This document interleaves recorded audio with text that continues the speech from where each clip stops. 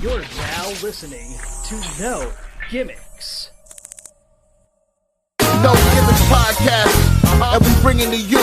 Every time we turn live, man, you know it's the truth. Every after show, moving down, this the time we move around. No Gimmicks podcast is going down. Every night, every time in the ring, this is the time for the No Gimmicks. No, we doing our thing. What's your state of mind? State of mind. Moving down the statement when we take the line. This is exactly wrestling the state design.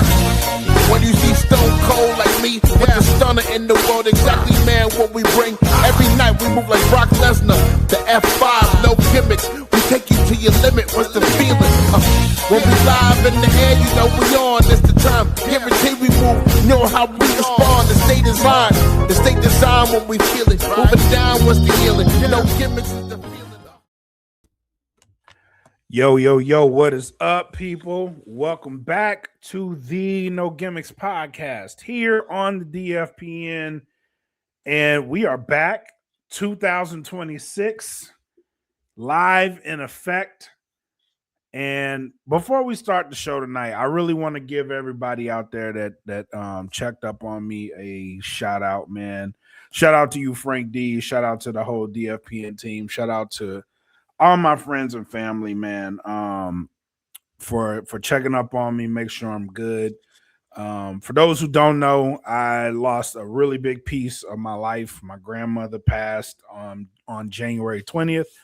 And without her, this show doesn't exist, bro. Like, she provided the space where I could go because my mom didn't like me watching wrestling at the house. She would open up her home. She pretty much raised me. Actually, no, pretty much. She did raise me. And without her providing that space, I don't watch the Monday Night Wars. I don't watch wrestling, ECW. I don't get into any of that. I don't get my first pay-per-view, which I ended up absolutely falling madly in love with wrestling with. And it's been a love of affection to this day. So I want to make sure that I give y'all a shout out. Thank you guys. It's been a really tough time, but you guys have been holding me up, holding the network down. So I want to make sure I give you guys your flowers for checking in on me. Greatly appreciate it, bro. Greatly appreciate it. Yeah, of course, man. No problem. Yeah, man. But we got a good show. Since we've been away, some things have happened that we got to talk about. There are some people that we have to talk about. But here's where we're going to do. We're going to start in the biggest place possible. We're going to start with WWE. Frank D, are you ready to get into the show? First and foremost, how you been, man? Oh, I've been great, man. I'm just living life. I'm out here I'm sitting back in the shadows and I'm like, Palpatine. I'm just watching everybody act a damn fool pretty much while everybody's out there, iced out and all this bullshit. I'm making props and helmets and shit. Like I gives no fucks. You feel me? Nah, man, I feel you. I'm not trying to get like political or nothing, but I'm gonna keep it 1,000. Keep it 1,000. This shit gets kind of like, this shit gets just overwhelming sometimes when you open up your fucking Facebook and all you see is ICE protesters ICE. That's all you see. You feel me? Mm-hmm. And it's like now we got fuck ICE. So is fuck ICE supposed to be the new fuck the police? Is that what we got going on? You feel me? I don't know. I don't get it.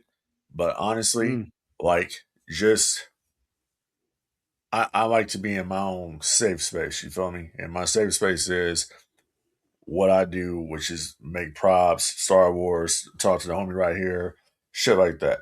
Yeah. I don't give a fuck about all the rest. I actually have a fucking life, so I ain't got to be out there in the midst of all the bullshit. You dig what I'm saying? No, I dig what you. I pick up what you putting down, brother. I really am. And on that note, I know it seems like shit is topsy-turvy all over the place. I have been dealing with life stuff, so my focus has been on life. Right. I mean, it is what it is, bro. Like I started to show off. Like I was losing a big chunk of my life when a bunch of this stuff was going down. So Right. I would urge anybody. I would urge anybody listening, man. Like focus on the stuff that's important to you. Because you never know when you're gonna lose that stuff, man. Like whatever makes you happy, cling on to it. You know what I mean? Enjoy it. Life is too short for the fickle stuff, man. So that's what I would urge everybody to do. Yeah, homie, I just honestly, bro, like I don't get it. You know what I'm saying? I don't understand it. It's like Nobody has the answer right now, and that's where the country is. You know what I mean? Nobody has answers, but that's why I say, man, whatever's important to you, cling on to it, make it happy, make yourself happy, bro, and just be positive. That's the only thing I can offer people right now. Like be positive, bro. and now that we've gotten that PSA out the way, now we're about to get into these motherfuckers. All right, here we go. We're gonna start off with WWE.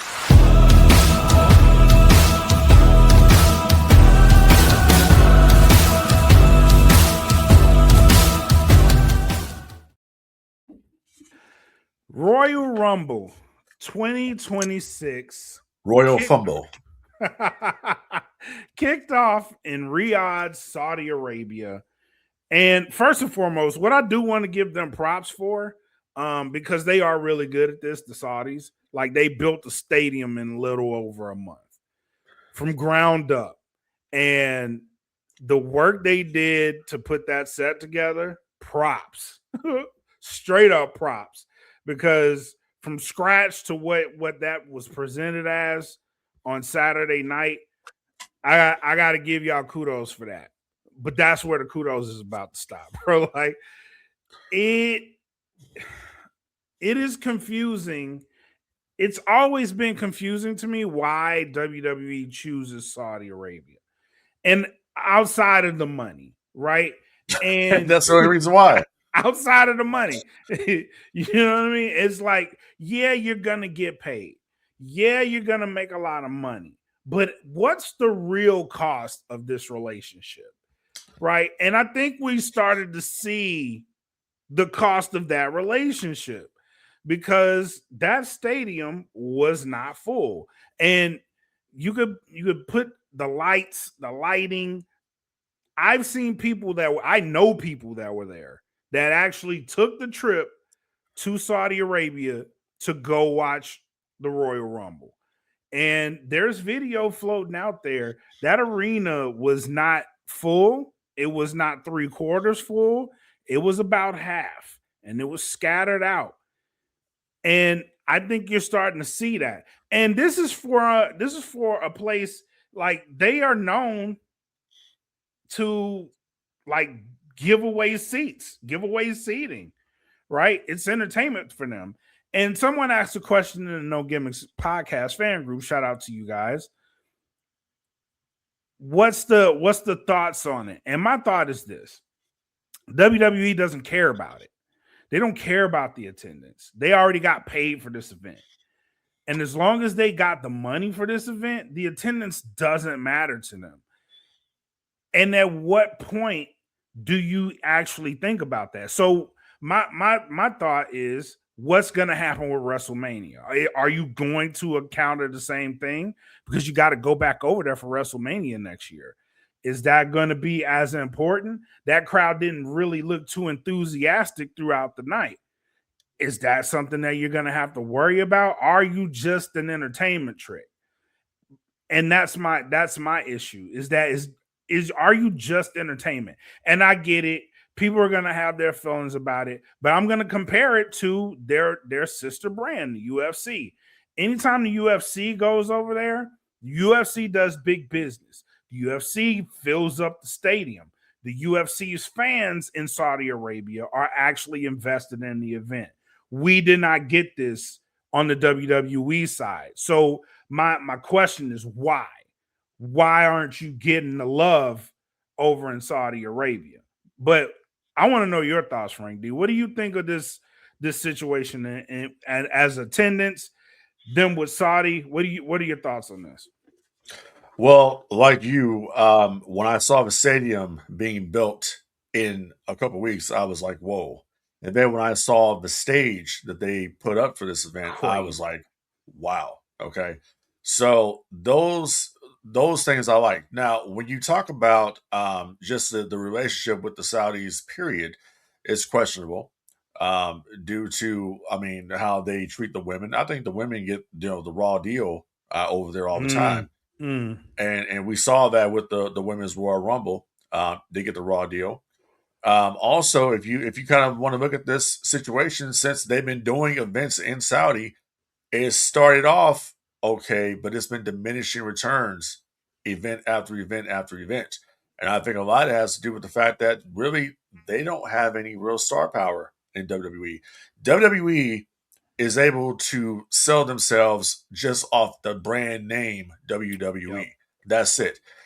They don't have anything else to pull from anymore. We can't go back and say, oh man, this show is excellent, or this show is great, or they're doing this and they're doing that. No, there's no enthusiasm anymore to put on top quality sports entertainment because we already got our money. We've already been paid. Those days are gone. You and I were kind of having a little discussion like we always do about, CM Punk versus Roman Reigns. And I pose the question to you, is that really a big match? Because guess what? It's already bought and paid for. WrestleMania is already bought and paid. Las Vegas already paid for that. You feel me? So I don't really see it as a big match myself. Honestly think the bigger match probably, and I know people are going to be like, oh, Frankie, you're out of your mind. You're crazy. No, it would have completed the story. I think they really should have probably went down to Cody Roman Reigns one more time. That story concludes with a Cody Rhodes heel turn. That's what I would have done. Yep. But they're obviously going in another direction. But also, once again, I just think that the star power is a problem. I think that the creative process is a problem. I just think that they have they put themselves in a corner here where they can't get out of it, and they're relying. And Roman Reigns actually talked about this the other day, where he says, I was a champion for a couple of years. I lose the belt to Cody. Now it's time to do other shit and build other people. Now I'm gonna tell you this. When I heard this is what I thought about. Roman Reigns right now in this business, not as big as him, okay? But in current modern day WWE, Roman Reigns is Hulk Hogan. I agree with that. They have right now, right? I agree with that. When Hogan wanted to kind of slow down a little bit, wanted to go to Hollywood, wanted to go do some movies, all of this, who do we got coming up that's going to take my spot? The Ultimate Warrior. They went with the Warrior. Remember, Warrior was going to push. Warrior defeated Honky Tonk Man at SummerSlam 89.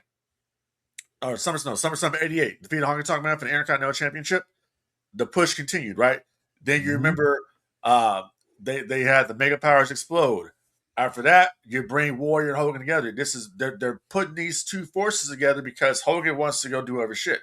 He's leaving they're leaving this for Warrior. Now, Cody ran into the same issue when he became a champion that the Warrior had. He had no opponents. They had nobody ready for the Ultimate Warrior. Yeah. We had no one. So what did we rely on? We had to go back to Ravishing Rick Rude. We had to eventually go to the Macho Man or Sergeant Slaughter. He had nobody. And then business got so rough, they had to bring Hogan had to come back to save the day again. Roman is in that position now where it's so bad, and they can say, "Oh my God, we're doing record business and whoop and all that." Okay, the show sucks. All right, the show sucks. So you got to now bring the biggest star you have, which is Roman Reigns.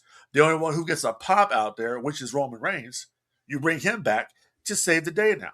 Because Roman has come in and basically, I got to right the wrongs here that you guys haven't elevated anybody. You guys haven't done anything. What has Cody done? He said Nothing. this. He hasn't done anything. Is that Cody's fault? I'll put Cody. I'll put a little bit of the blame on Cody because Cody should have enough stroke around there where he can say creatively, "I want to do this. I want to do that. I want to go a little bit here." He did that with Drew. He says, "Okay, I want to drop the belt to Drew." Okay, we've done that. But on Raw, they told you the hierarchy already of how they see the business. The World Championship is the number one title right now in the company. Why? They established because that. Roman is going for that championship. Cody Rhodes, Drew McIntyre, Jacob Fatu, SmackDown, that's secondary. Roman said it last night, they're on Netflix, they're on the best show, the top biggest show. That's it. They're already telling you what it is. Yep. So after WrestleMania, when the Tribal Chief becomes the champion again, what then do you have for him at this point? What do you have for Roman Reigns? Because now Roman Reigns will have to carry the ball again.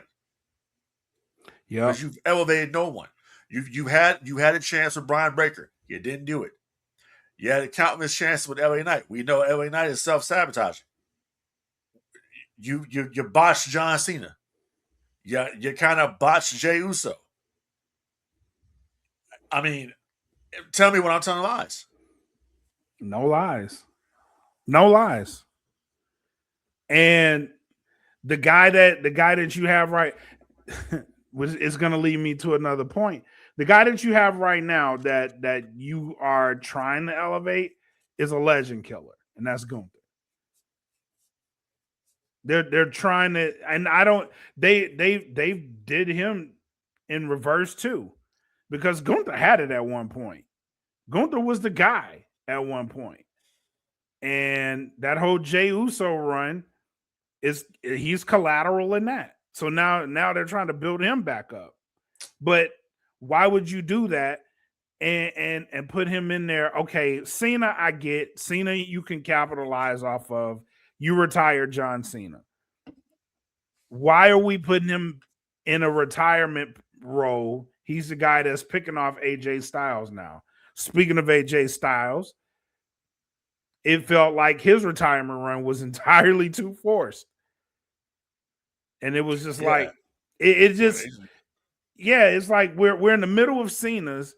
They don't even announce like this is AJ's last run at it, right? All of a sudden he's in matches that we've been wanting him to see him in with people. We finally get him in Shinsuke. That was a great match, but that kind of signaled like I'm wrestling everybody I need to wrestle before I get up out of here. And then he loses to Gunther. And it's like that whole retirement run that he had, it just felt forced. And now it's like, did he actually retire? That's the question on everybody's mind. Did he really retire? Is he really done? And no one seems to have the answer to that question. It's just it's weird. The booking is weird right now. And outside of what they did last night was kind of like, we're going to throw this at the wall. Yeah, we have an idea for a WrestleMania main event. They ran with it. I thought last night that angle worked, but other than that, the booking hasn't been solid, man. There's been holes all over the place. Yeah, and going back to Gunther, I mean, dude, this Gunther career killer was tailor-made for Brian Breaker. Because absolutely, Scott Steiner, his uncle, did a similar gimmick in WCW towards the end there, when he was basically retiring all the legends. Like, literally, you never saw these people again on WCW TV. Yep. They were all supposed to come back during the Big Bang pay-per-view event that was going to happen. But you never saw these people again. I mean, if anybody could have got a win over Cena, that would have deserved it. Brian Breaker was the guy that could have been made from that. AJ Styles, another one that he could have, picked off. And I'm just thinking with AJ Styles here, it's just AJ's quote unquote retirement was just so abrupt. Like it came out of nowhere. And I'm like, damn, why did AJ want out so bad? Like, you know what I'm saying? You gotta think too. Up until the Cena retirement tour, AJ really wasn't doing nothing. No, he was floundering, bro. Like He AJ's been floundering for a few years now. Like, I'm no disrespect to AJ Styles. I've watched AJ Styles since Air Raid, okay, in yeah, WCW. If y'all know that, then you know what yeah. I'm talking about. Because AJ came in there teaming with Eric Paris at the end of WCW, and he was out there just putting on kick-ass matches. But here's the thing: AJ, in my opinion, hadn't been booked correctly. AJ should have always been in that championship contingency all the time. Should have been in the World Championship picture. Should have been in the WWE Championship picture. AJ should have always been there. There's a reason why AJ Styles should have been, tag teaming with Dragon Lee and being tag team champions or whatever the hell they had going on there. That should not have happened. This is the phenomenal AJ Styles that you're talking about here. You know what I'm saying? So And I haven't yep, I haven't liked this booking for a while now. And another one that I thought that they could have done something with as far as like elevating the talent, that's someone who could be this snarky ass heel that could have got this situation. Why not have given it to Dominic Mysterio? And this goes back to the Cena situation. yep, Why not have given it to Dominic? yep. It's just a lot of mistakes here, bro. Yeah, it's you have lightning and then you don't put it in a bottle. Because in Yeah. all of these situations, like with Braun, you had lightning in a bottle. You just didn't put the cap on it. Right. with Dom, you had lightning in a bottle, especially what he was doing with AAA. Didn't Yeah. capitalize on it. Right. And not only that, I feel like in hindsight, the Cena loss for the Intercontinental Champion kind of that championship, it kind of derailed him a little bit. Granted, he's still hot, but I'm talking like this dude was on fire. And Right. I think he should have beat Cena. That's just me though. I don't think there would have been any reason whatsoever why he should not have gotten that win. Like that should have been the one. John Cena versus Dominic Mysterio, Saturday Night's Main Event, his retirement. I mean, Dominic should could have have been his bragged about last that match. for years. Yep. And just like when Rey Mysterio retires, he should be retired by his kid.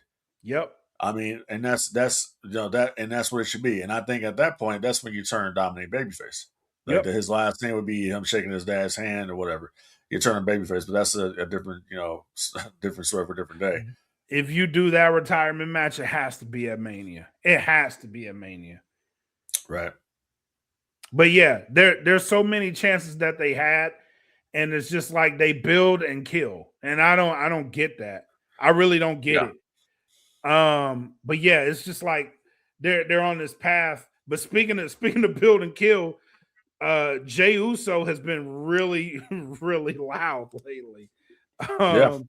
Especially on social media, man. He's been letting people know his thoughts, what he's feeling. As recently as today, like the word cinema, y'all owe that to the bloodline. He's been popping off, man. I'm still trying to figure out what exactly is like setting him off here. You know what? I would say this is kind of frustration. And I think they're working, but I think this is kind of frustration. Because if you look at Jey Uso is also one of those guys that even his dad has been the vocal one, but it seems like now Jay is kind of taking over that reign, like being more vocal about his stance in the company. He was main event Jey Uso. Now they put him in the tag team with his brother. I hope everything is good with his brother and Trent. We haven't seen him in a while, but it's they put him in a situation. They built him up to be a main event guy, and he's not that no more. And I think he wants back in. Honestly, and the way he's going about it is just like y'all owe us a lot for what we've done. And on a lot of notes, it's kind of hard to argue against what he's saying, but on the same token, you gotta Roman worked. Roman wasn't the most liked guy in the world, but Roman flipped the script, made himself a main event guy. I think you need to follow suit here. That's just me though. Well, I think this is what the problem that Jey Uso is having, and we've seen it countless times with different wrestlers in the business. Jey Uso has yet to have that really big heel run. Hasn't happened yet. And I think that he's kind of once again one of these guys that's kind of in the corner where you're kind of like, okay, we know what you're gonna do. You're gonna yeet, and you're one dimensional, and that's all you have to offer. And I think when he's talking about the family and all that, I think it comes back to kind of the negative reaction that Roman Reigns got online after winning the Rumble. And I think people need to realize something. Listen, Roman Reigns has to win the Rumble because they have nobody else to win the Rumble. Nobody else is ready.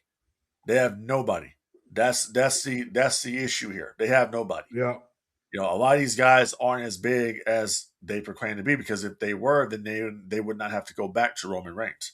They needed Roman Reigns to be there. Roman Reigns already said, I am main eventing WrestleMania. So you already know Roman's going on night 2. That's a fact. As soon as Punk walked out, I was like, that's night 2, bro. That's automatically night 2. But then, speaking of CM Punk, Mr. Hypocrite himself here that wants to come out and say, wrestling fans, what do you say? Wrestling fans have, if they want to sit around and talk about this shit, they got mental illness and all this other bullshit. Now, motherfucker, you're the one who had the mental illness. That's why you're asking to stay employed at AEW. Oh, because of your mental illness. And just, the other day wanting to, throw shade at Hulk Hogan, like, damn, bro. Like, what are you so upset about? He says, Peter Rosenberg says, oh, I remember a time when we were all, Hulk Hogan fans. And he says, I don't know where you grew up. Let me explain something to you. I wasn't a big Hulk Hogan fan when I was growing up, but I knew Hulk Hogan was the man. I knew that it's impossible. I knew that Hogan is the biggest. Hogan's the biggest star. I'm sorry, but CM Punk will never be that.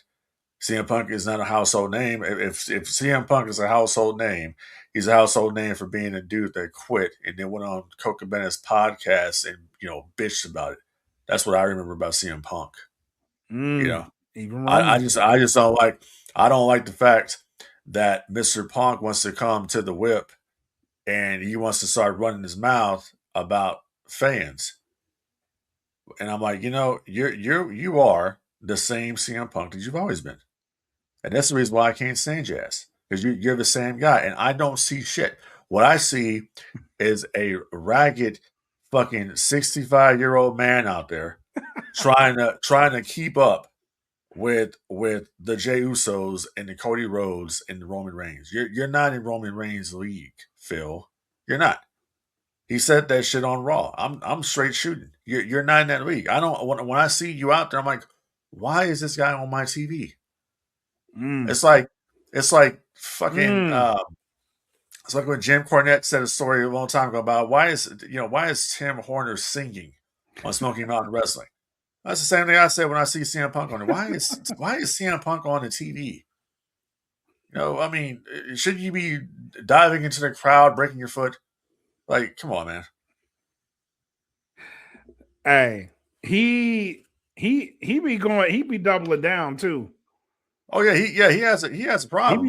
He has an issue. He just runs his mouth about all sorts of things and he just tries to be Captain Save-A-Hole now. And he's a social justice warrior and all this bullshit. And my thing is this, dude, just shut up and try to wrestle. That's all you gotta do. Get out there with that 70-year-old body of yours and get out there and try to wrestle and try to be entertaining. Okay? Instead of coming out there all the time trying to cut another pipe bomb, because that's all you're known for, is the pipe bomb. That's it. Other than that, what have you done? I'm being dead ass serious. Other than that, what have you done that's legendary outside of that fucking pipe bomb? Nothing. Oh, I know. You're the guy who went to AEW and got into it in the backstage with the Elite and got sent home. That's what it is. Or It's you're the one funny. who got into it. You got into the backstage fight with Jungle Boy, and that was the end of you in AEW. Mm. That's what you're known for. Got it. I understand now. Yep. So I get it. I totally get it. We have mental illness because we want to talk about this shit. I totally get it. CM Punk that guy is what you call. I mean, he is just the man. He's a corporate shill, is what he is at this point. He's just a corporate guy. There is no voice to voiceless. He's just CM Punk. I'm happy to be here, Massa, and I have a job. That's it. I did find it funny. During that promo because Roman let him have it too. He was like, when you are on vacation mode, like I make sure I go to city and town to town. And Roman was like, you do that because you left for 10 years and you have to. And that's like, it's Right. like, bro, people see through that. People do see through that, man. Just be honest about the situation. But he can't. And it is at a point to where, like, man, we get it. You found yourself back in a situation, right? And I hate being like it was only a matter of time, but it was only a matter of time because we've seen this movie. He was like that in AEW. He was happy to be there until he wasn't. And it's starting to show his face a little bit in WWE. And I think that promo last night, if it don't push him a little bit, that's a hell of a work. No, here's the thing. Roman was shooting some live rounds in that promo. Here's the thing. It's not necessarily that it's starting to show. It's always been there. Right. But that disdain that he has is the same disdain that Triple K has. Same shit. That's how they think. Remember, they don't listen to the audience. They don't listen to the audience so much that all of a sudden now they want to start hiring all these black talents and want to start pushing them. That is a fact. But you don't listen to the audience. You know what I'm saying? That is a fact. You don't listen to what we have said and all the other podcasters out there have said. You don't pay attention to the internet, right? You fucking did. That's why you brought in Powerhouse Hobbs. Shout out to that guy. I'm happy for Hobbs. I'm super happy for Hobbs. Obafemi up there on the main roster now. Trick Williams on the main roster now. Carmelo Hayes, the United States champion. Fuck out of here. What do you mean you don't listen to the audience? You do listen. Not only that. Oh, by the way, saw a video of you the other day doing the monkey dance when Mark Henry was coming to the ring on Monday Night Raw. You probably should have cut that from the network when you had a chance, buddy. Yep. That's not a good look. But speaking of Obafemi, like not only did you have Obafemi debut, you had him beat the War Raiders, bro, in a handicap match. Like, yeah, but that doesn't mean anything. That doesn't mean anything. It's the War Raiders. But here's where that could backfire, right? Because you have two big men in the War Raiders and you have Obafemi beating them. What is going to happen when you have Obafemi versus a Brock Lesnar? Because you know that's where they're going with it. Supposedly, from what I read on the internet, in the sources, trust me, bro, that's not that supposedly that's not in the plans. Yeah, but that same source, trust me, bro, was also saying Jericho was supposed to debut in the Rumble. Trust me, bro, Jericho he's coming, man. He's going to show. He was supposed to be there every day, but Jericho, the creative plans got switched at the last second, so they decided to not bring a man to Saudi to get a huge payday. You know, they decided to keep him off. Keep him off for a Raw day. Keep him off. Yeah, keep him off for a throwaway Raw event. Yeah, we'll do that. You know, on our road to the Elimination Chamber. Trust me, bro, that's the plan. It's just, come on, man. Like, seriously? Seriously? And everybody's like, he's going to debut. He's still on the AEW roster page. You know who wasn't on the AEW roster page? Powerhouse Hobbs. And guess what? That section of the roster page. Right. He debuted. You know what I'm saying? So until we see movement like that, I'm not believing nothing.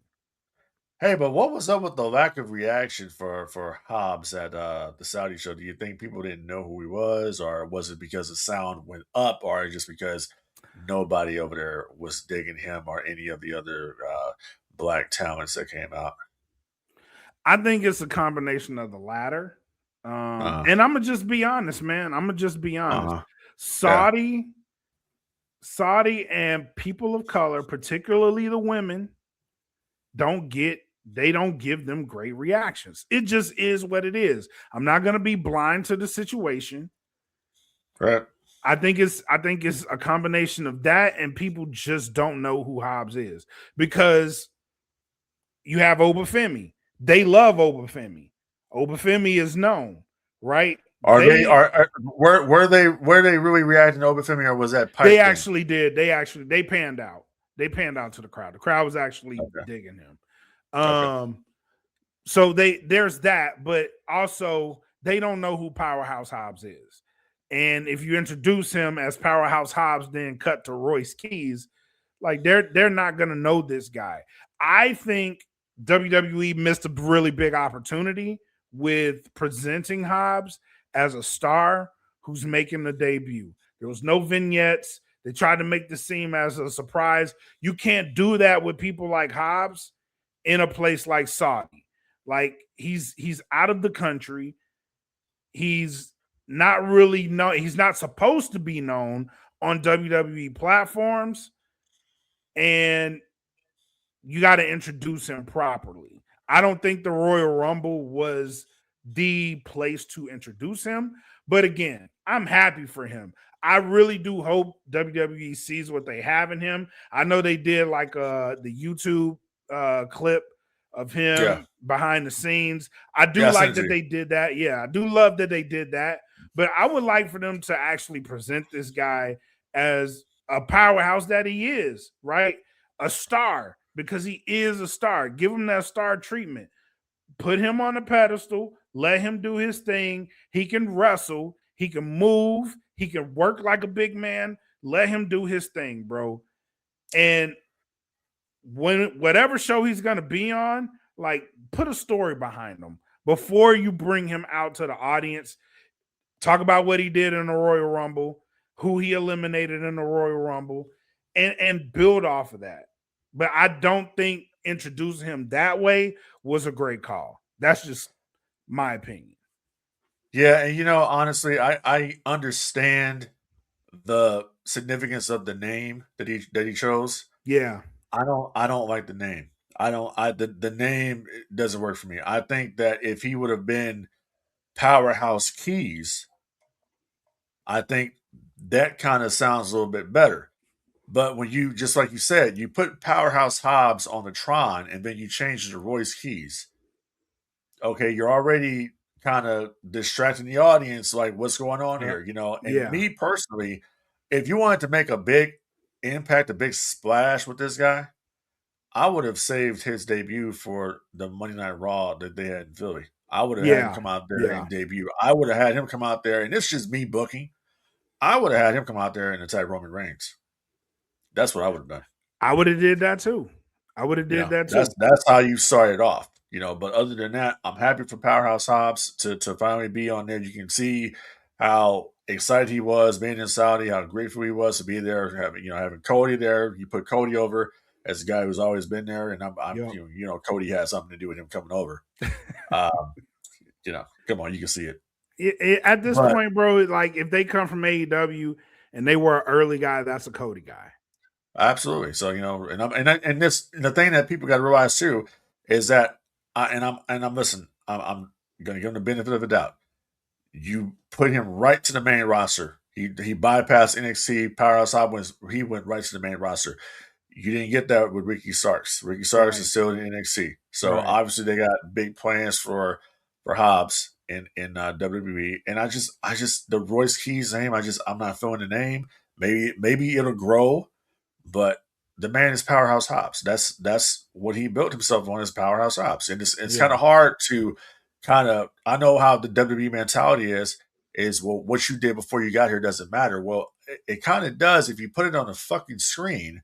You acknowledging his former self, and then you change the Roy's keys. Yeah. They did the same thing with Finn Balor. Remember when Finn Balor debuted for NXT, the screen said Prince Devitt. Then They it did turned that to for a Finn lot Balor. of the early guys. They did that Yeah, for a lot of people. Yeah, so I mean, it is what it is. I just wish that, and it could be, once again, it could be a WWE thing of them wanting to own the name. That could be a situation as well. So we'll see what happens. Listen, sky's the limit for Powerhouse Hobbs. I know Hobbs can be a huge star. Yep. WWE. I've said it for a while there. He, along with Wardlow, they look like WWE guys. Yep. So, like I said, sky's the limit. It's pretty much where how they push him, where Triple H wants to take him. That's kind of where it's going to be. Is he going to be a major superstar, or is he going to be somebody that's going to be, floundering in the mid card? He'll be a U.S. champion here, an IC champion there. He'll be in the Rumble, but he's only going to get eliminated all the time. Is that what his future holds? I mean, I guess we'll wait and see, right? I hope not, but again, I just hope they realize what they have in him. Because I do, he's one of the people, like, I wanted so much more for him in AEW. I'm glad he's getting this opportunity, and I hope they capitalize on it. I really do. Yeah. So, speaking of AEW, let's jump. Actually, before we do that, let's cap out this WWE talk. WWE 2K26. They built up a lot of buzz with the additions. So the first edition they teased was the Monday Night Wars edition. Yeah. And I was like, you have my money, bro. They teased the Attitude Era edition. Right. And then they teased the Monday Night Wars edition. I'm like, bro, right. you have my full wallet right now in your hand. Just do what you need to do. I'm interested in what stories they're going to tell. Yeah.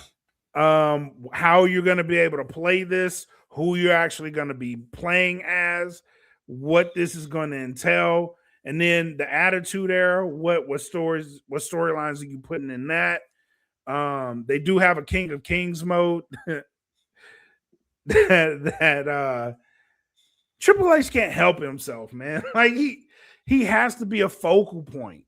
And it's weird that you have these two good modes, and then you have this. So they have 4 editions. They have the standard King of Kings edition, the Attitude Era edition, and then the Monday Night Wars edition. That's 4 editions, and just get the highest one, bro. Like, you're gonna get all the content. But yeah, so you have those editions. But I'm just interested and curious what they're gonna be putting into these games, and what the storylines are going to be. What are you looking forward to for this game? Honestly, my guy, I'm not really too excited about it. Because the Monday Night War version looked good to me, but then I had to think about it for a second. Well, you're missing 2 major components for the Monday Night War, and that's you're missing Sting and you're missing Ric Flair. So how do you do the Monday Night War there without Sting? Sting was a big part of WCW during that time frame, fighting the NWO. Yeah. So how do you do that? Well, where like you mentioned the stories. Okay, what other story can you tell in WCW during that time frame? Unless you're going to do a mode where you're going to have matches between WWF and WCW wrestlers, well, that doesn't matter because I can do that shit already. So what are you going to do? That's a selling point for this game to be $150. Here's what you can do. There's a moment in time that you can go to, and you can let the player decide how you want that moment to play out. The moment I'm referring to is the tank pulling up to the WCW arena. And you can choose if you want to open the door or not. And if they do that, I'm in. Well, okay, since we're going down this rabbit hole, even though once again it's not possible to do this because you don't have Sting. You have the Hostile Takeover match. Hall and Mhm. Nash, mystery partner, versus Sting, Savage, and Lex Luger. Hulk Hogan makes a choice. Does Hogan turn or does he not turn? Sound like a what if situation. Yeah. He Yeah. doesn't turn, and he attacks Hall and Nash. Those are the only way you can do these type of things. It's no different than Star Wars. Like, how do we fix Star Wars? Well, you go to World Between the Worlds, right? Yep. You know. But I just, for me, bro, unless they got some like secret Sting they're gonna bring out, I'm not sold on it because you have Starrcade 97 Arena in the game, but you don't have the big match that was built around Starrcade 97, which was Hollywood Hulk Hogan versus Sting. You don't have Sting. That's the problem. So that's the big problem for me. And now we're going to take this conversation into something that was in the group the other day. And we talked about this. Yep. And it's like Triple H gets his own cover, his own Photoshopped cover. Okay. And it's like people are debating here. Was Triple H a huge part of the Attitude Era? Now, before I go into a soliloquy, as Dusty would say, okay, I'm gonna let you take your spiel. Was Triple H a big part of the Attitude Era, in your opinion? This may be a bit of a controversial take. I don't care. I'm gonna say no. And the reason I'm saying no is because if you take Triple H as part of a group like DX, yes, he was a big part of the Attitude Era. But as a group, what storylines during the Attitude Era did Triple H really, as an individual performer, contribute to? As an individual, he wasn't as large a presence as an individual as he was with DX. Now, when he started DX, it was him and Shawn Michaels. And even then, you can argue that Michaels was the bigger star of the two. Triple H was not the star of the show, right? Austin, Michaels, Attitude Era. That's what kicked off this whole run. You can't argue that Stone Cold wasn't the biggest part of the Attitude Era. He was. But right. Austin, Michaels at WrestleMania with Mike Tyson is one of the biggest moments of the Attitude Era. Right. So you can argue once he put DX together, he was picking up the pieces. But was he the star of the show? They kind of shared that responsibility. It's like the Bullet Club with AJ Styles. They were all stars. Yeah, you could point to that guy as being the kind of de facto leader, but they all shared that star responsibility. So you had Road Dogg and Jesse James. You had X-Pac. You had China. These guys were over. They were over massively. Was Triple H the bigger star of the show then? You can't even argue that. Because at different points in that faction's history, you could argue China was a big deal. You could argue X-Pac was a big deal. You could argue the New Age Outlaws were a big deal. And towards the tail end of the Attitude Era is when Triple H started to gain traction as a main event star.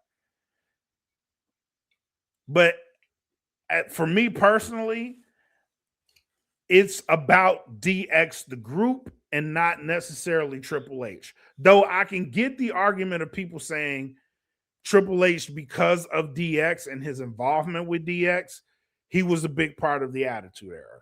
You can argue that for a lot of people in groups at that time, though, if that's the case. So that's just my point. So what say you? Well, so looking back on his career, I'm going to have to agree. Like, when I think about Triple H and his contributions to the Attitude Era, I mean, dude, you were a part of a faction. You were a part of two iterations of the faction. You had the first one with Rick Rude, China, Shawn Michaels, and yourself.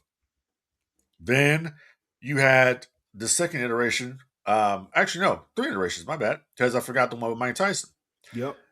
So you took over the reins after WrestleMania 14. You bring out X-Pac, China, then the Outlaws join. Okay, that was fun stuff. That was good TV when they were going down there to WCW and all that stuff. Okay, now other than that, can I point to something that Triple H did storyline wise that made him the biggest star in the company? No, you were a part of a big angle, the McMahon Helmsley era faction.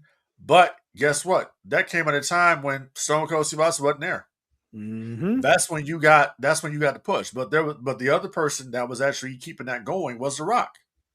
The 2 biggest stars.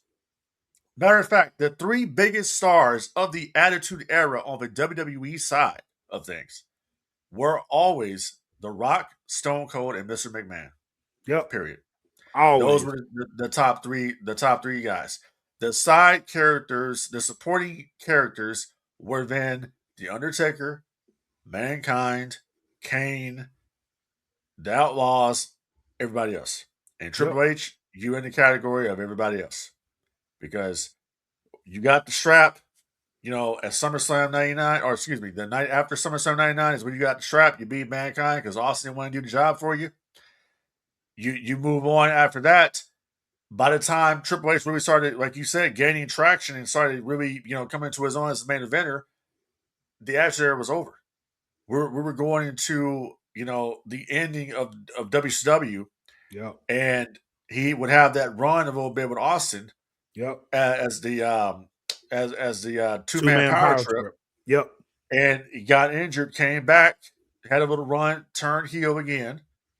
Evolution happens. That's when Triple H really came into his own. Is during the Evolution run, the Reign of Terror, quote unquote.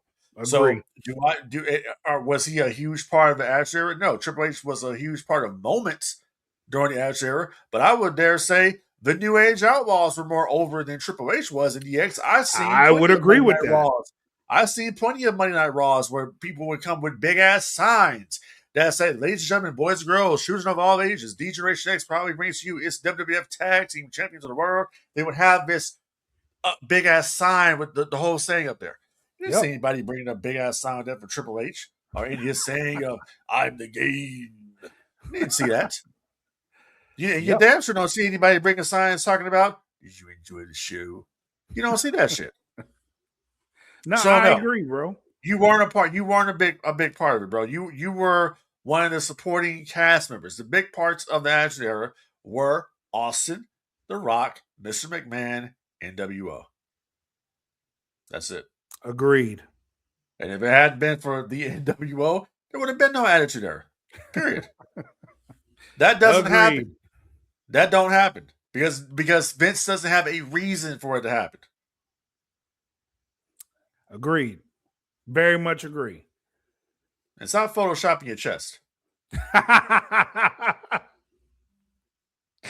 caught that too, huh? You didn't think we gonna catch that, huh? It's like I seen a video the other day. They have a match on the WWE Vault channel with Triple H and Bret Hart, and it's funny because they have Triple H dominating Bret in the screenshot. Never. Like Triple H, he can never. He can never look weak at all. He just has that ego, and people say Bret Hart had an ego. Hey, bro, like really? Hey, the more time that goes by, Bret Hart was spitting straight facts. The more time that goes by, Bret be looking right, bro.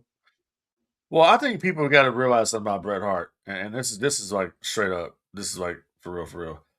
People got to realize Bret Hart had a stroke. Mm-hmm. So a lot of people that have strokes, like they have emotional difficulties, and I think that's what a lot of Bret's situation is. So like 1 minute Bret could be real cool, then the next minute Bret could go off on you. Yeah, I think a lot of it has to do with his situation. So I agree. Some people should be don't get too mad at Bret. He can't help it. Nah, but did he lie though? No, he's not lying. He's not lying. But I'm just saying though. I'm just, though? yeah. He's not lying. I'm just saying. His approach might be crazy. His approach might be lethal, but he ain't but lying. is he lying? Hey, speaking of lethal, where the hell is Jay Lethal? Jay Lethal's in ROH. Speaking of which, Okay. that's a good segue. Let's get into some AEW real quick.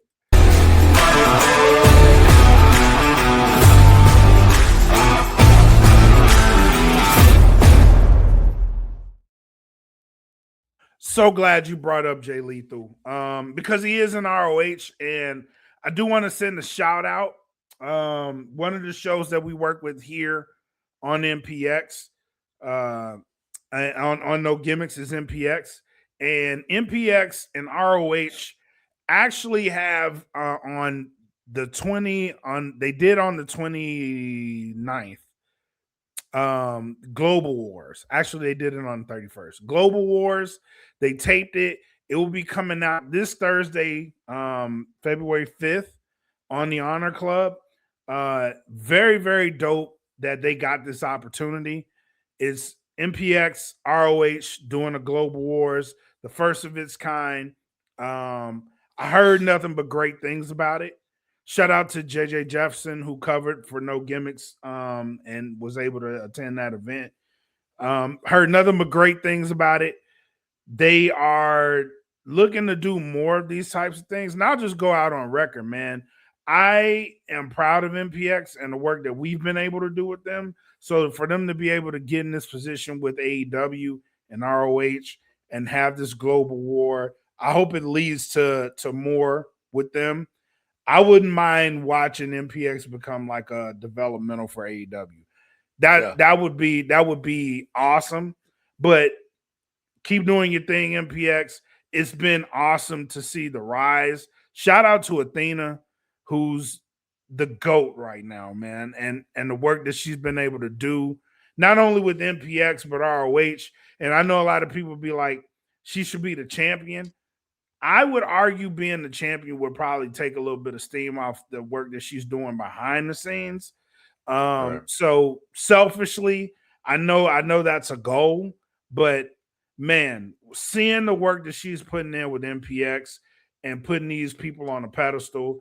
Shout out to Maya World and Hyon. Maya World is someone who's very early on No Gimmicks and someone we supported throughout her beginning of her career. Awesome to see her and Hyon in AEW right now.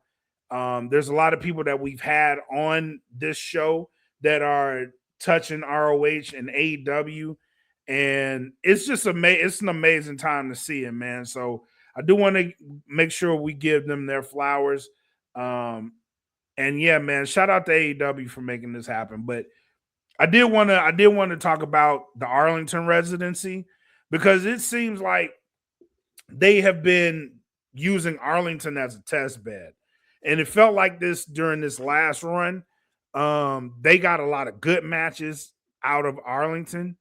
They did a lot of experimenting out of Arlington. And it just feels like the culture of AEW has changed from last year to this year. Was a monumental shift, man. And they did something really smart this time with the residency. They added like upper seating. So the first time they were here was all flat. This time they added like a bleacher style seating up in the East Sports Arena. It looked a whole lot better. The presentation was awesome. It was loud, and it just feels like AEW. I told you this offline, but it feels like they're starting to get back to that feeling that they had in 2019. It really does feel like that. Yeah. No, I'm hearing nothing but positivity about their product, especially bringing over Tommaso Ciampa and the fact that he just debuted for them and won the championship on Collision, the TNT championship. So, I mean, that's a big deal. That's a huge deal. You know, listen, I think sky's the limit for them on what they want to do. Yeah. And speaking of that right quick, speculation, and this is going to tie into this. AJ Styles. Yep. Okay. We're hearing the stories about AJ Styles right now in his career. Where do you think he ends up? I have a feeling. I think he ends up in AEW. I think that's one place he hasn't conquered yet. Yep. And I think he wants to do that. Yep. I think he can do some business down there with them. I can see AJ and Swerve. I can see AJ and MJF. I can see AJ and Tommaso. AJ Hangman Page. There's a lot of cats he can work with down there in AW. AJ Shelton Benjamin. Yep. You know? Oh, yes. Yeah. There's a lot of there's a lot of work, and if he really does want a retirement, I think AEW is the perfect place to end it. I really do. I do think they'll send him out properly. I do think they'll maximize his star power on the way out, and he'll have a good ending. I really do believe that. So if that is it, if that is what he truly wants, I think you got to give it a run, man. I really do. Give it a shot. The fans will appreciate it. I know they'll commentate it and build you up a story that if you really truly want to ride off into the sunset, look at Sting. You can you don't have to be flashy and put on crazy matches, but just something that says, hey, I'm on my way out the door. Let's have a good time. Hell yeah. Give it to me. Right. Yeah. No, I'm all for that. And yeah, like I said before, AEW, they are finding their stride. I do enjoy the residencies that they put on. It gives them it almost kind of gives you that old, TBS WCW center stage. That's kind of what it gives you, those kind of vibes there when they're at a central place. Because I watch a lot now. When I had the WWE Network was on Peacock, I used to watch a lot of the old World Championship Wrestling shows that they used to do at Center Stage, and I saw one every day, bro. I had never seen this show before, but it was an episode of World Championship Wrestling, and it was the Horsemen. I'm talking about the Horsemen, fucking Tully, Arn, Ole, and Ric Flair beating Barry Windham's ass. Like, it's like this shit was the first gang in wrestling was the Horsemen, right? Yeah, oh yeah. So I got sidetracked because that was such a great angle. They were heading into Ric Flair versus Barry Windham, but just that's when I was, even when they came here for Dynamite and Collision, it gives you that intimate kind of feel there. Yeah, that's really missing in wrestling, and it's like and you only get that kind of feel when you go see the indies. You get that right.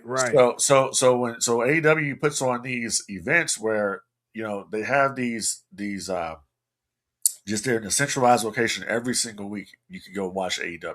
That's cool to me because, like I said, it gives you that old school kind of like it's so different than when WCCW would run a Sportatorium in Dallas. Same kind of situation. Like, this is our homegrown promote, even though it's not. They're based out of Jacksonville, but this is our homegrown. And that's what it felt like. That's really truly what it felt like. So by the time they ended this thing out and they brought like a promotion from the area that people knew and loved, bro, you can't get no better than that. And they sold out. Every show that they had. Right. So they're doing a lot of good things. They really are doing a lot of good things. And just focusing on AEW. They haven't mentioned WWE. They haven't mentioned anybody else. They just been focusing on AEW and being the best company that they can be. And it's been working for them. And that's all you have to do at the end of the day, man. Like, don't worry about what they're doing. Worry about what you're doing, saying your lane, keep putting on, keep getting better at your storytelling and everything you got going on, and you're Gucci at that point. The Tommaso Ciampa, that move, that was a big move, man. So when he debuted on Dynamite and then to go into Collision in Arlington and win that strap, bro, that's a huge deal. Huge deal. And he said he had been thinking about it for a while. Like, I think what Tommaso is saying is I basically reached my potential in WWE. I know I'm not going any further. They're not utilizing me like I should be. And I wouldn't be surprised if Gargano was another one that jumps. His name's on the block. Well, it's but these people are these are just internet sleuths that are true. speculating. True. The trust me bros. They're speculating. True. This is what's gonna happen. I'm talking about like I'm pretty sure that's his friend. They've Yep. had these discussions. Oh, Gargano and knew Ciampa was leaving. Yeah, and if that's my friend and I see that debut, I definitely want in. Right. I definitely want to. Oh, that's how they're treating them? Hell yeah, I'm out. I'm out of here. One name that I'm really interested in to see what's going to happen, because they've been making waves themselves outside of WWE and the work that they're doing in WWE, and that's Bayley. I know her contract's up this year. I would not be surprised if we see a Bayley move too. I listen. When I saw what Michael Hayes stuck in the rut had to say about Chelsea Green, Oh my goodness, bro, like the fuck are you talking about? That she can't she's not a Charlotte or Tiffany Stratton. Like, bro, are you kidding me right now? This woman here can work. I'm never bored when I'm watching Chelsea Green. Like she has it all, my guy. What are you talking about? And it's a damn shame. People do what they want. I get it. It's a business. I totally understand it, man. Trust me, I get it. But I wish she had to sign that contract. I wish she could go somewhere else and get over. Is that right there? That's some bullshit right there. And Chelsea's one of these people that actually looks out for the talents. She's, just hearing what she does when people get released, she gives them information on where to go to get booked. Yeah. You don't hear people doing things like that. That's a genuine human being right there. She's one of the good ones. Yeah. And it's weird, man. It's weird that you don't give her the opportunity. Right. Yeah. That's weird. You don't give her the opportunity, but whatever. Yeah, that's weird to me.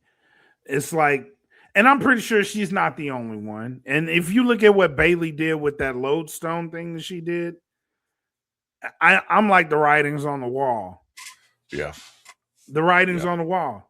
Because she's taking matters into her own hands. She's putting women on, on a pedestal. And you're starting to see this around everywhere but WWE, bro. It's like the women in the industry are starting to band together and build themselves. And it's awesome to see. Yeah. No, it really is. There's so many different women out there that just they never get utilized to their potential. Bailey is one of them. I don't think she gets utilized to her potential. I don't think Asuka gets utilized to her potential. I mean, Asuka used to be a monster in NXT, and she's just another one lost in the shuffle here. And it's so what's so crazy to me, bro, is that we used to always say that Triple H knew what he was doing with the talents, and then Vince would bring them to the main roster. And I'm thinking to myself, was that really the case? That was my thought exactly. I was just about to ask that. Yeah. Like, is it just me, or is it like I'm starting to wonder if Triple H really was the guy making these moves in NXT? Yeah. Because it's kind of wondering, I'm kind of wondering how much input and influence does Shawn Michaels have? Because it seems like Shawn Michaels knows what the hell he's doing. You know what? I don't know. And that's tough too, because if you look at NXT right now is the better show. It's a more entertaining show. But based on what's happening on the main roster, I have to ask, is Shawn the one making this happen? Because looks like it's me. We thought this about Triple H, and it is not translating. Well, but it's like Bruce Pritchard says, hey, listen, if Triple H never would have married Stephanie, he would have still been the guy to take over the business one day. Bullshit. Bullshit. There was nobody in there, in my opinion, there was only two people that really loved the business like that you could see taking over, and that was Shawn Michaels or Bret Hart. Period. Fact. Period. Triple H didn't even look into the equation. Triple H got where he got because Triple H he dicked down Stephanie, and that's what happened. Period. People say he has a mind for the business. I'm not saying he don't, but I will tell you this. I will tell you this. Other than the dick down part, I will tell you this. Kevin Nash tells the story all the time when they met, Paul back in the day. They said Paul says one day I'm gonna run the business. He had that mentality all the way back in '95. So that's what he said. Ambition. So there you go. Ambition. All right. Now how he got there, hanging around the White House and shit, what all this stuff he does now, he never envisioned he won high, bro. Like he won like the ultimate prize there to actually be able to do that. Definitely. But does he deserve it? No. Hey, I mean, I can say that. I can say that because I have no intentions of ever working for WWE. So you can't blackball my ass. I don't give a shit. I can't hate on it. I honestly can't. You did what you did. More power to you, bro. But I'm just saying. All I'm saying is, if that was what he was doing in NXT, why is something blocking him on the main roster from doing what he wants? It shouldn't be, because he's the guy in charge. Because he don't give a shit about that anymore. He has his favorites, bro. He has his core favorites of people that listen. Vince had his guys he can depend on, and Triple H has his guys that he can depend on. But a lot of those guys that he depends on were Vince people. So it's the ones like Bruce Pritchard and Michael Hayes that are probably still going back and telling Vince what's going on behind the scenes. You probably still got Vince having some kind of influence on some of this shit that's going on. So he's telling them to do this. Yeah, Vince is still a big part. Don't get this shit twisted. Vince is still a big part of WWE. I agree. Don't get it twisted. He's still one of the biggest shareholders in TKO. So you don't get this twisted. You know what I'm saying? But the man doesn't know what the hell he's doing. He's just like, listen, the guy is no different than Dave Filoni. All right. Don't know what the hell he's doing.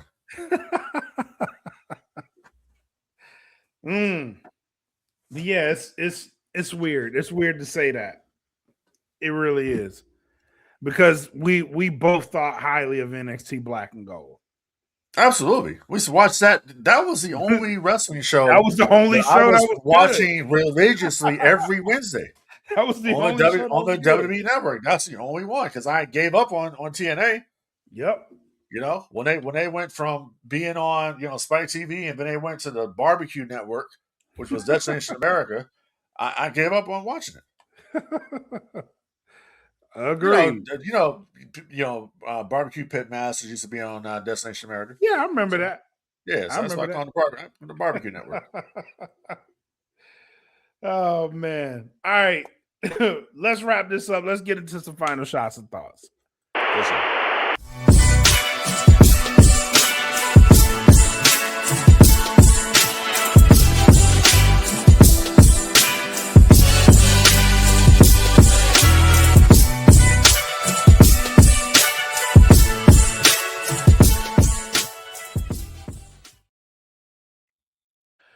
Programming notes. We have a new show coming from the homie Frank D and the homie Gibbs entitled Rebel Empire. We will be doing the first episode here soon.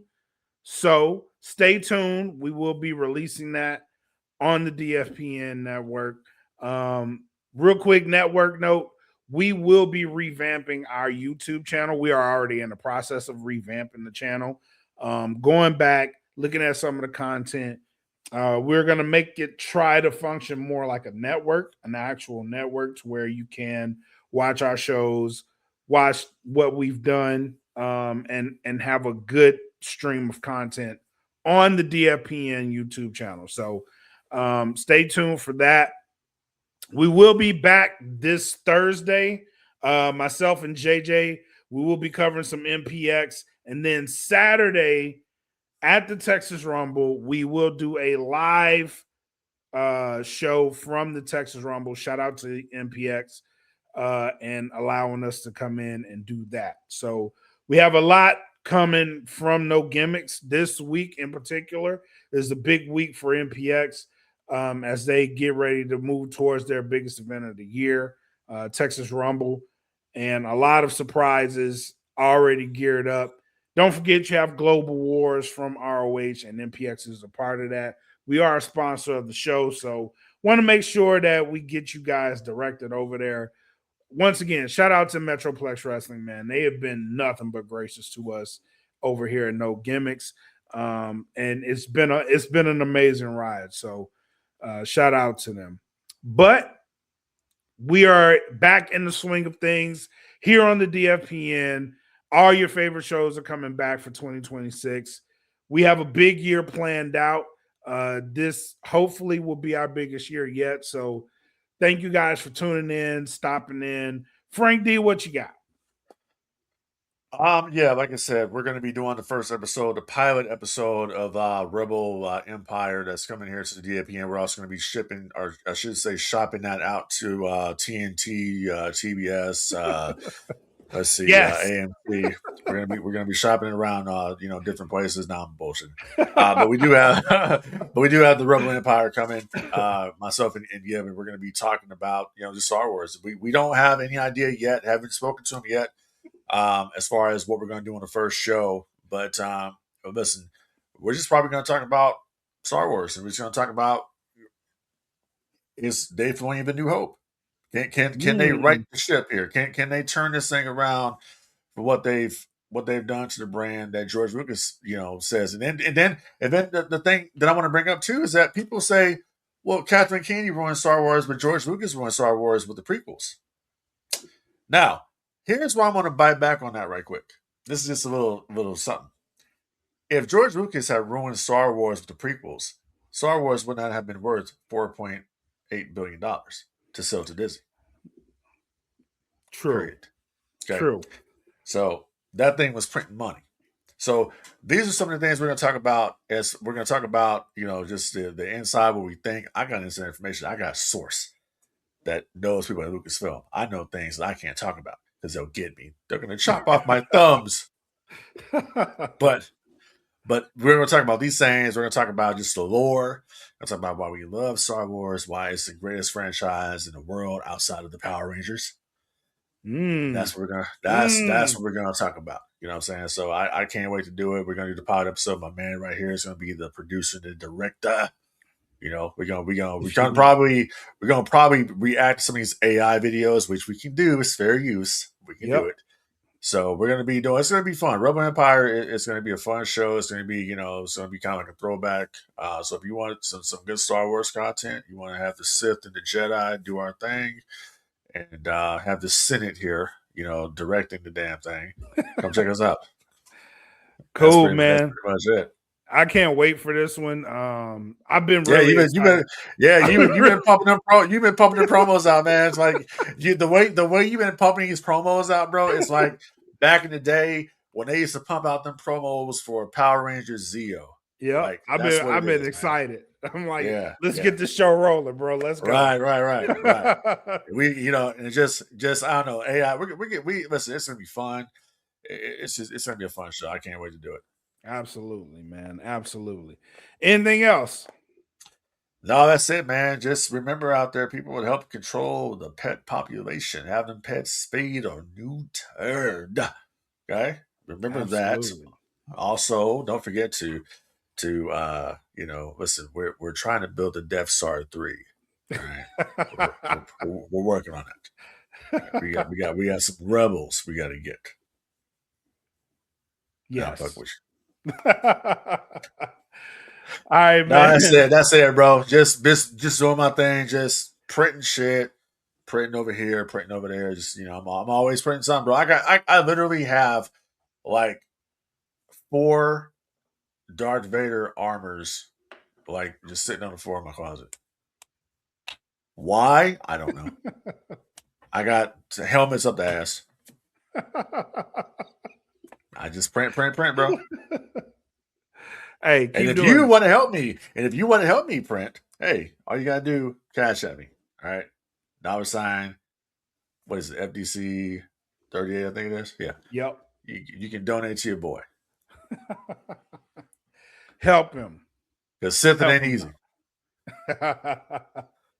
But I ain't got nothing else, bro. All right, man. I got nothing else. So thank you guys for tuning in to the No Gimmicks podcast here on the DFPN. Come back next time, but you know what it is. Until then, take care of each other. Be safe. Enjoy what you're going to enjoy. Peace. And I know it's all business, all business, all business. We give them no gimmick. Yeah. And I know it's all business, all business, all business. We give them no gimmick. Yeah. And I know it's all business, all business, all business. We give them no gimmicks, gimmicks.